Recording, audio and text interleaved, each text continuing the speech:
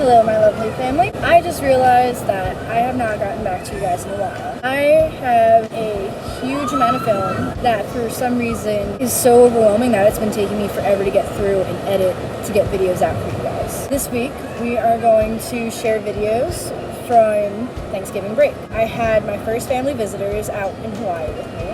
I had my grandmother on my dad's side, shout out to Joe, and I had my Aunt Amy from Arizona visit me on my dad's side. The plan was, I don't know if you know this, my grandmother goes out to Arizona every year for Thanksgiving.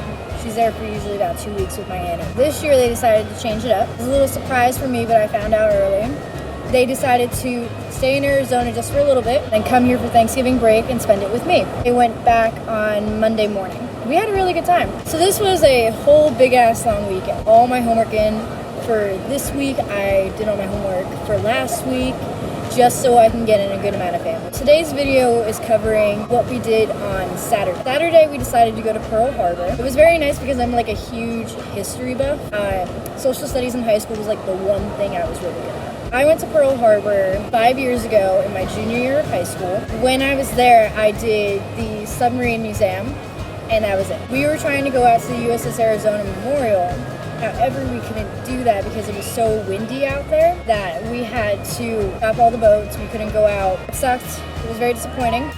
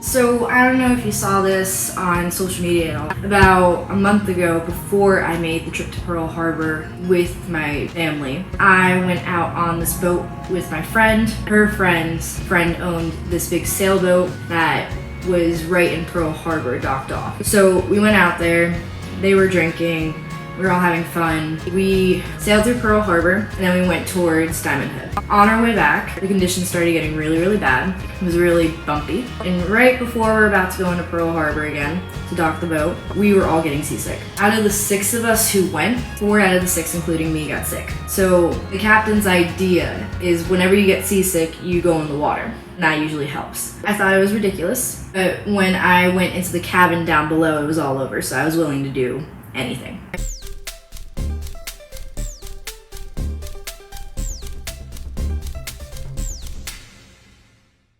I go in the water, hang around for a little bit, I'm fine, come back in the ship, get seasick again. At that point we decide to tether me off around my waist, give me one of those white tube life preservers, and that's how I got pulled through Pearl Harbor and saw all of Pearl Harbor. What was most scary about this was not sharks, not jellyfish, not the depth. When we were coming through, there was multiple submarines that were surfacing and coming through Pearl Harbor to dock off. That scared the living crap out of me. As I'm being tethered in, when I'm being pulled in by this boat, I swore one was gonna come up from under me.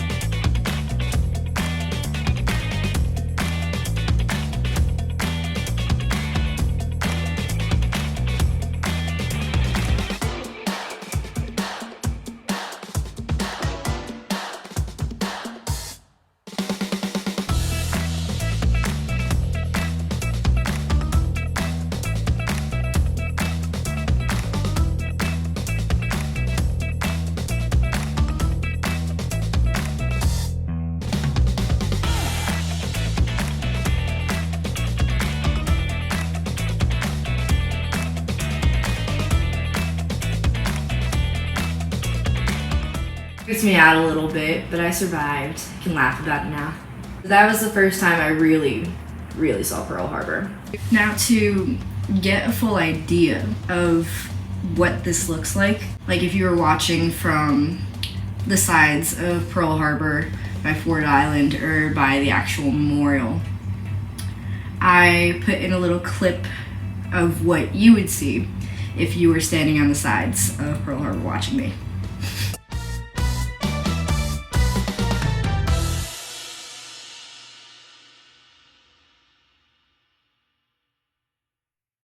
This time, I was actually able to walk around everywhere, go to the USS Memorial, and really take it all in. I think you can't really understand this time period unless you're physically gone here to really take it in, because you're really learning about what these people went through.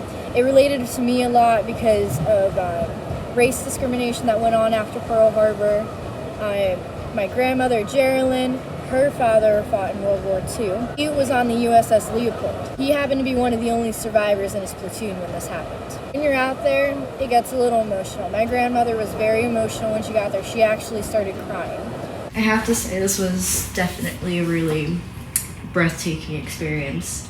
So right now I'm going to walk you through how the day went there. We started off by going into the main area. There was this little circle pavilion, and in this circle were all these stones of all the different ships that were in World War II and sank as a little remembrance for them. Getting to read all different ships, when they were launched, when they went down, the history of them. It was very, very interesting. After that, we went into a mini museum because we thought we wouldn't be able to get out to the USS Arizona because we were having a hard time getting on the boat. After the museum, we managed to get a spot on standby to go on the boat. And then we went out to the USS Arizona. That was pretty much the whole experience. Definitely was really cool to see. And because it was such a clear day and really sunny, it couldn't have made the experience any better in terms of seeing the USS Arizona in the water. Because when we were there, you could see it, but you really couldn't get the definition of it, but enough where you could still fully appreciate it. If we went there on any other day with any other weather, we would have not had the same appreciation for it as we did that day. It definitely was worthwhile.